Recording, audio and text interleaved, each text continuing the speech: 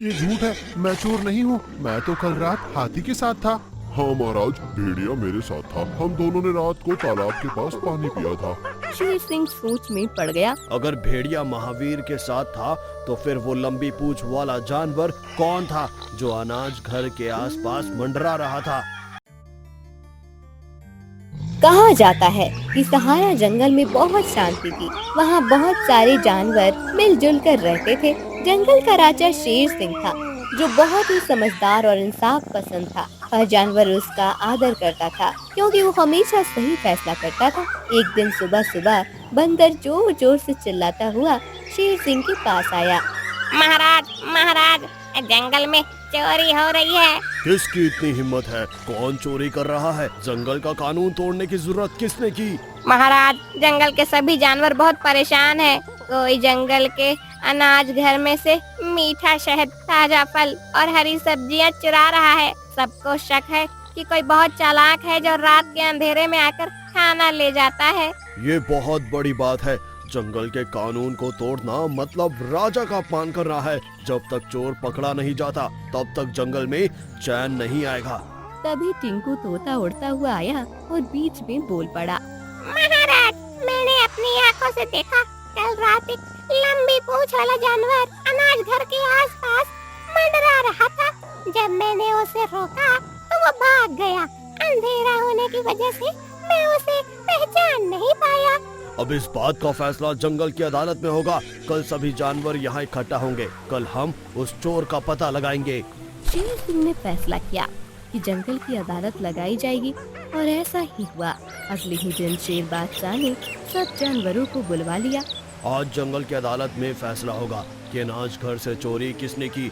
जो सच बोलता है उसका राजा हमेशा साथ देता है। जो झूठ बोलता है उसके लिए ये जंगल महफूज नहीं है। सभी जानवर चुपचाप सुनते रहे। टिंकू, तुमने क्या देखा? महाराज, मैंने देखा एक लंबी पूंछ वाला जानवर भंडार से कुछ ले जा रहा था। सब जानवर आपस में फुसफुसाने लगे और एक दूसरे को शक की नजर से देखने लगे। बंदर ने तो सीधा भेड़िए की तरफ उंगली उठाई। महाराज, ये जरूर इस भेड़िए का काम होगा। ये हमेशा रात को घूमता है और सबको डराकर भाग जाता है। ये झूठ है, मैं चोर नहीं हूँ। मैं तो कल रात हाथी के साथ था। हाँ महाराज, भेड़िया मेरे साथ था। हम दोनों ने रात को तालाब के पास पानी पिया था। शेर सिंह सोच में पड़ गया। अगर भेड़िया महावीर के साथ था तो फिर वो लंबी पूंछ वाला जानवर कौन था जो अनाज घर के आसपास मंडरा रहा था? शेर सिंह ने तीखी नजर से सबको देखते हुए कहा। जब तक चोर का पता नहीं लगता हर रात जंगल में पहरा दिया जाएगा, और जिसने भी जंगल के कानून का मजाक बनाया है उसे सख्त से सख्त सजा मिलेगी। जंगल में हर तरफ खामोशी थी। सब जानवर शेर सिंह के हुक्म के मुताबिक रात भर अनाज घर के आसपास पहरा दे रहे थे। हर कोई बस उस चोर को पकड़ना चाहता था जो रात के अंधेरे में सबका खाना चुरा रहा था। रात के तीसरे पहर अचानक टिंकू तोता जोर से चीखा। चोर चोर, अनाज घर में चोर है। जब सब अनाज घर के अंदर पहुँचे तो उन्होंने देखा लैला लोमड़ी शहद का मटका चाट रही थी। अच्छा, तो ये सारा काम इसका है। साथियों, ले चलो इसे शेर बादशाह के पास। सुबह हो जाती है। सब जानवर दोबारा से शेर सिंह की अदालत में जमा होते हैं। महाराज, ये देखिए, चोर पकड़ा गया। ये लैला लोमड़ी ही सब कुछ चुरा रही थी। शेर सिंह ने गरज के कहा।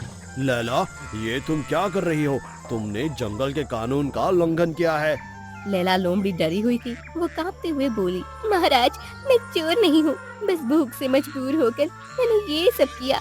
मुझे कुछ दिन से कुछ खाने को नहीं मिला था, इसलिए मैंने अनाज घर से फल और शहद ले लिए। सब जानवर ये सुनकर हैरान हो गए। तभी महावीर बोला, लैला, तुमने मदद मांगने की बजाय चोरी क्यों की? जंगल में तो सब एक दूसरे की मदद करते हैं। मुझे डर था कि कोई मेरी बात नहीं मानेगा, सब मुझे जलील करेंगे, इसलिए मैंने चुपके से अनाज घर से खाना ले लिया। शेर सिंह ने गहरी सांस ली और कहा, लैला, भूख इंसान और जानवर दोनों से गलतियां करवाती है, लेकिन कानून तोड़ना कभी इसका हल नहीं है। तुमने गलत किया। जंगल का कानून तोड़ने का मतलब है सब पर शक करना। अगर तुमने अपनी मुश्किल हमें बताई होती तो हम सब तुम्हारी मदद करते। शेर सिंह ने थोड़ा नरम होकर कहा। तुम्हारी सजा ये है कि तुम जंगल के अनाज घर की जिम्मेदारी संभालो। जो भी भूखा हो उसकी मदद करना तुम्हारी जिम्मेदारी होगी, ताकि दोबारा कोई भी भूख की वजह से कानून ना तोड़े। लोमड़ी लैला ये सुनकर रोने लगती है और रोते हुए कहती है, शुक्रिया महाराज, आपने मुझे माफ कर दिया। मैं वादा करती हूँ आगे से ऐसा कभी नहीं होगा। जंगल में सिर्फ कानून ही नहीं, इंसाफ भी रहेगा। जंगल का कानून तोड़ने का मतलब सिर्फ सजा नहीं बल्कि सीख भी है। तुम्हें अपनी गलती का एहसास हो गया है, लेकिन आगे से अगर किसी को मदद चाहिए तो वो चोरी नहीं करेगा, वो मांग लेगा।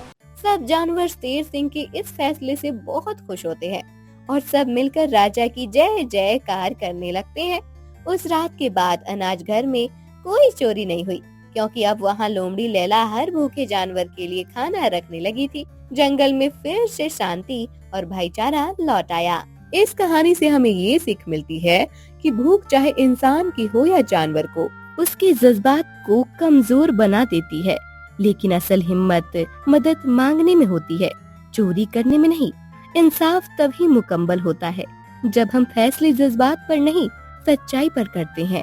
और असल भाईचारा ये है कि हम एक दूसरे की मुश्किलों को समझे, शक के बजाय यकीन करें और हर भूखे और मजबूर की मदद के लिए हाथ बढ़ाएं। क्योंकि जंगल हो या जिंदगी, ताकत कानून में नहीं, एक दूसरे का साथ देने में है।